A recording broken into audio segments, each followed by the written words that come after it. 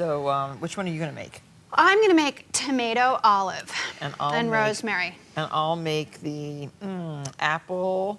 Let's see, I didn't I mention know. apple, did I? You just added that. That's okay. I know. I just don't like nuts in my stuffing unless it's a real fruity nut stuffing. Yeah. So I'm okay. going to use apples instead of pecans. Okay. Is that all right with you? Absolutely. Okay, so you can make your own You variation. can really do whatever you want. Okay. What we started with was just a suggestion of different things. You're using day-old, like Tuscan bread. You can use day-old bread. This bread was actually dried out in a 400-degree oven for about 10 minutes. Either one works just as well. Okay. If you just forget to leave it out overnight, you can do it in a 400-degree oven. Okay.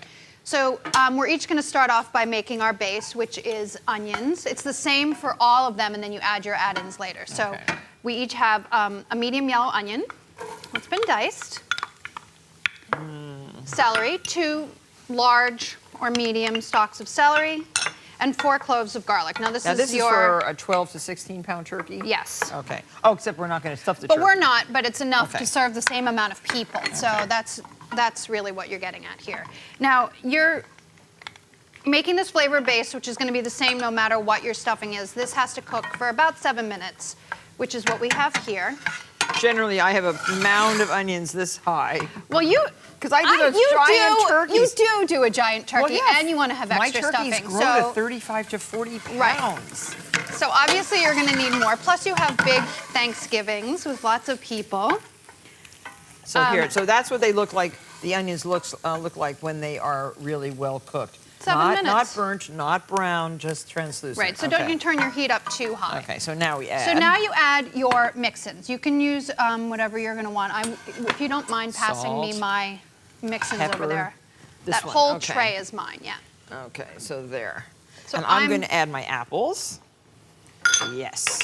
Now, I see that the cherries have not been soaked. See, I know you like to do that. I don't find that it's always necessary, but you can. But if you want, you can soak these in orange juice or apple cognac cider or something if you want a little bit of. But a lot of people don't like putting any alcohol in their dressing either. Well, so you don't have to. Like you said, you can use. But you'll notice later. This is getting some stock, and that will actually rehydrate those in the oven. Yeah, because now families also have AA people in them, so you can't put wine in anything.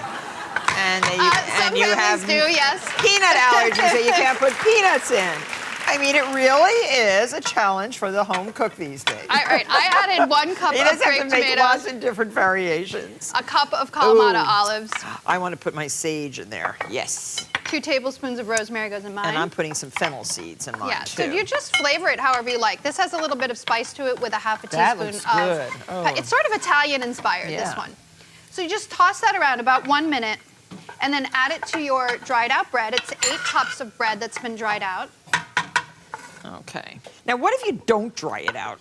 Well, the texture isn't as good because the dried out bread soaks in the stock without getting soggy. But if you don't dry it out, then it gets really, really soggy. This gets 3 large eggs.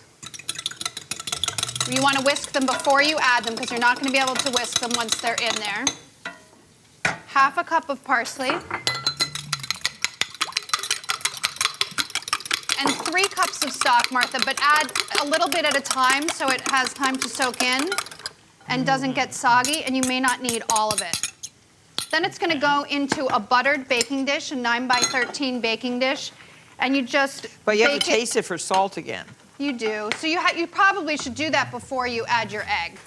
400 degrees for 25 to 30 minutes. In your baking dish. Now that's for outside of the turkey, obviously. This smells really good. Over here we actually have some that were done. We did one of mine with the tomatoes and the olives, and we did one of yours, except for that we have nuts in ours over here, which some people like and you don't like. And then here's our beautiful turkey. Oh, so that's amazing. Beautiful and glazed. So this goes in a buttered baking dish. Buttered baking dish, exactly. But you bake it uncovered because it's got quite a bit of moisture. It'll get crispy on the top, but still be moist and tender on the inside. And here's our beautiful turkey and our sides. And this can be made, this you could make the day before, right? You could. I mean, I would make all the components and then mix it together because it has egg in it. the day of. Okay. And then bake it. But you can do all the other prep the day before. The morning of. Yep. That Definitely. looks so good.